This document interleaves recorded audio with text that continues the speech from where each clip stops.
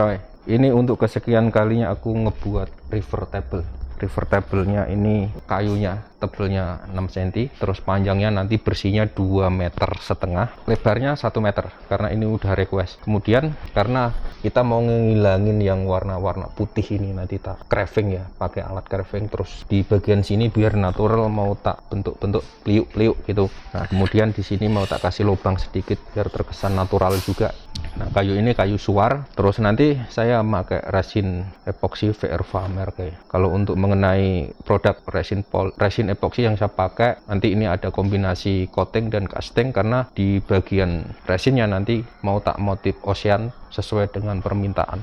Nah, ini lebar kayunya 80 cm ya bersihnya, tapi mau tak buang batas ini. Untuk detailnya ya nanti kita tayangin ya. Terus perataan ini usahakan untuk meratakan kayu memakai rotor. Jadi di perataannya ini kemarin kita memakai rotor, kemudian kita proses pengamplasan pakai sander bel. Itu cukup lama juga karena ketebalan kayunya ini sebelum kita buat bersihnya 6 cm, itu kemarin tebal kayunya ini hampir 10 cm. Jadi kita banyak buang. Cuman karena kita pengennya flat rata betul ya nggak masalah ya, kita ngebuangnya itu 4 cm, hampir 4 cm, dan ini prosesnya juga lumayan panjang. Nah, kayunya ini udah kering betul karena udah 1 tahun dijemur. Untuk proses step by stepnya nanti silahkan teman-teman ikutin terus di video ini.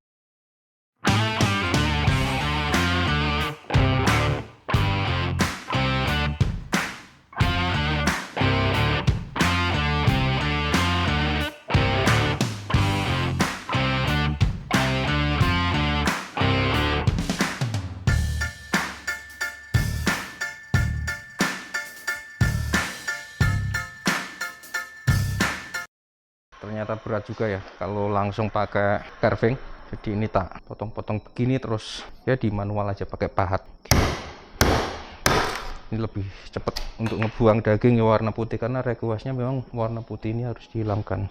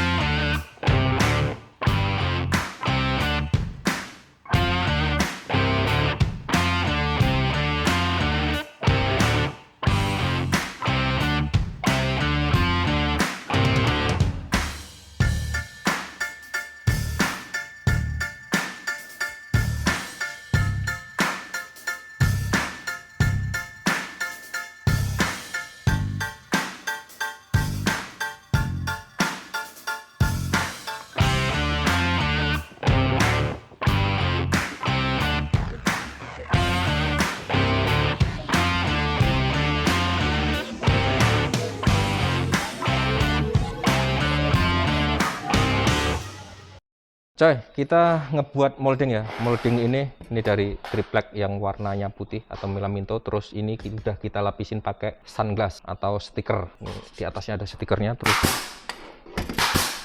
di belakang ada orang kerja, nggak apa-apa. Jedek-jedek. Nah, yang untuk molding bagian samping ini kita pasangin lakban plastik biar nggak lengket nanti kalau kita buka. Kemudian di bagian samping ke sini keliling pakai lem silikon, lem kaca. Nanti usahakan di scrub.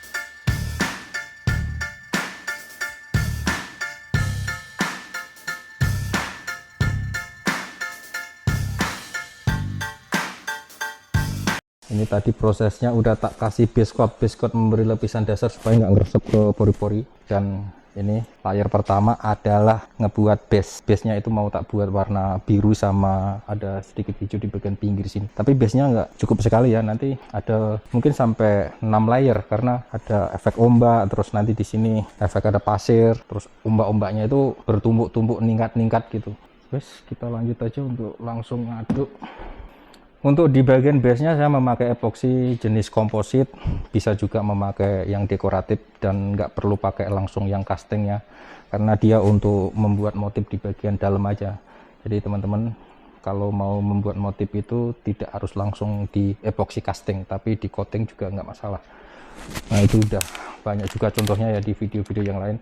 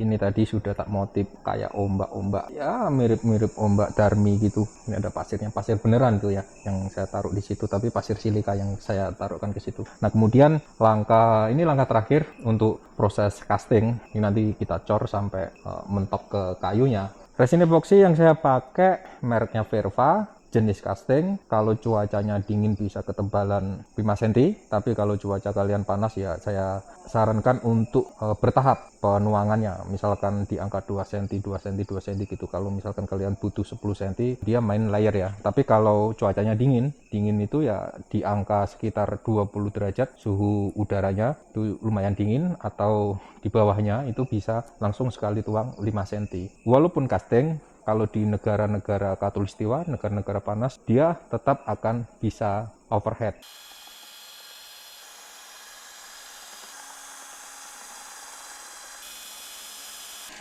Ini kalau kita hidupkan, dia bubble-nya naik seperti busa gitu, itu bubble itu. Kita tunggu nanti dia bubble-nya hilang, baru kita ulang-ulang lagi, disedot lagi sampai habis, sampai bening dalemannya. Oke guys, udah kering nih ya. Ini udah 5 hari, kita buka baut-bautnya yang menempel di sampingnya. Nanti rencana mau kita ratakan di bagian permukaannya ya, pakai alat rotor seperti biasanya. Coy, kalau nyopotin ini sih gampang ya. Yang susah itu masangnya, susahnya. Kalau nyopotin baju, nyopotin BH itu paling gampang coy ya.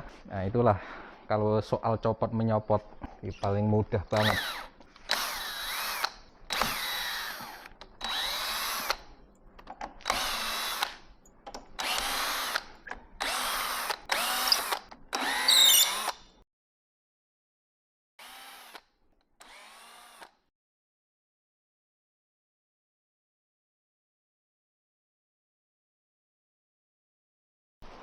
Tuh kan, gampang kan dicopot, semudah nyopot BH-nya Darmi. Kenapa gampang? Karena ada lakban plastik di dalamnya, jadi epoksi itu nggak nempel sama lakban plastik. Itu bukan rahasia, tapi sering saya jelasin di setiap pembuatan river table.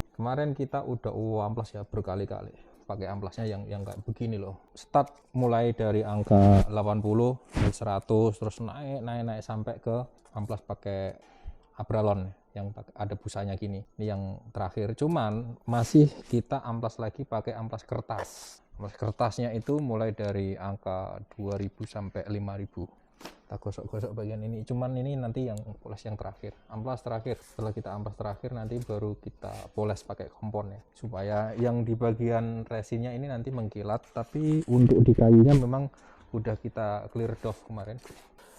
Biasanya kan kalau untuk di luar itu mereka memakai Robium monocoat ya. Nanti yang ini nggak pakai monocoat karena ini memang clearnya kemarin terpisah ya, antara yang kayunya itu pakai clear doff, yang ini pakai clear gloss. Ini pakai Shiken coy. Untuk merek clear yang kita pakai itu Shiken karena Shiken yang terbaik lah ya untuk di ketahanan goresnya.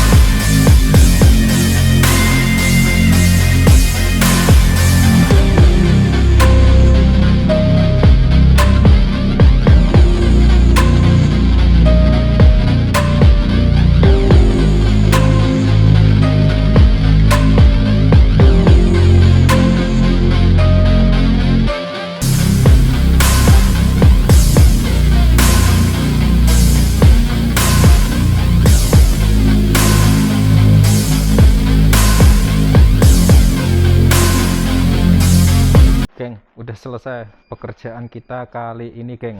Perlu tak jelaskan lagi ya, karena waktu ngecor ini terputus itu videonya. Kameramennya lupa kayaknya ngidupin kamera, jadi nggak ada settingnya, rekamannya nggak ada. Ya nggak apa-apa, cuman ya kalian tau lah ya cara ngecornya ini. Ya itu tinggal dituang aja. Tadi kan mengenai peralatan yang kita pakai juga ada kelihatan semua sih, nggak ada yang kita tutupin untuk setiap pembuatan river table dan apapun di channel Bukan Arsitek. Nah, yang untuk di bagian kayu ini kan kelihatan menggunakan doff, dan ini memang harus clear ya. Kalau nggak clear ini di bagian resinnya tentunya nggak kelihatan bagian dalemannya, karena dalemannya ini kan memang ada unsur ombak laut ocean di sini. Ini pasir beneran, terus kemudian ombaknya itu ngelangkah ke pasir biar seperti asli. Terus ini ada ombak yang numpuk. Terus untuk base-nya juga kalian udah lihat sendiri ya cara ngebuatnya tadi. Dan mungkin ini salah satu kerajinan yang kita share juga ilmunya dan nggak ada yang ditutupin. Bahan yang kita pakai ini resin epoxy, mereknya Verva, jenisnya casting. Kalau kalian mau mencari produk ini sangat gampang banget karena Darmi yang menjual produk ini. Teman-teman juga jangan khawatir lah, karena memang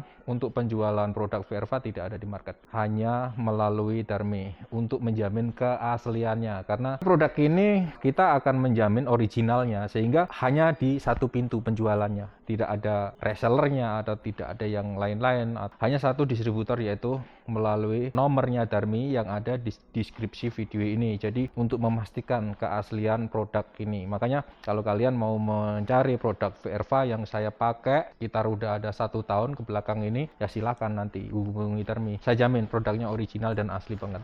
Nah, mungkin kita akan sedikit membahas mengenai karya seni resin di Indonesia yang makin hari makin berkembang, dan mudah-mudahan makin banyak orang yang ikut meramaikan kerajinan ini, sehingga kerajinan ini akan menjadi income tersendiri buat kalian. Karena banyak banget yang sebenarnya diam-diam dia udah main ekspor, main go internasional untuk mengenai kerajinan river table ini. Kalau saya sendiri itu banyak banget menguasai kerajinan resin, baik seni ataupun baik industrialnya. Tapi nantilah ya, pasti akan saya share satu persatu ilmu saya, karena saya tidak ada yang ditutupin. Buat apa kita punya ilmu kebanyakan kalau kita tidak share? Sebaik-baiknya ilmu adalah ilmu yang bermanfaat buat orang lain. Kalau kita punya ilmu yang bermanfaat buat orang lain, ya hidup kita juga akan diberkahi gitu loh bro. Artinya percuma kalau kita memendam ilmu yang sementara ilmu itu nggak kita pakai untuk kita mencari nafkah. Yang kita pakai untuk mencari nafkah aja itu sebagusnya harus diamalkan, sehingga kita tidak akan bisa lepas dari rezeki yang Tuhan kasih gitu. Kalau kita memang percaya ya dengan adanya Tuhan, ya kita percaya dengan matematika Tuhan gitu loh. Kita nggak perlu menutupilah apapun yang kita punya, sebab apapun yang kita punya itu adalah kehendak Tuhan, dan kehendak Tuhan adalah untuk membagikan apapun yang kita punya kepada sesama gitu.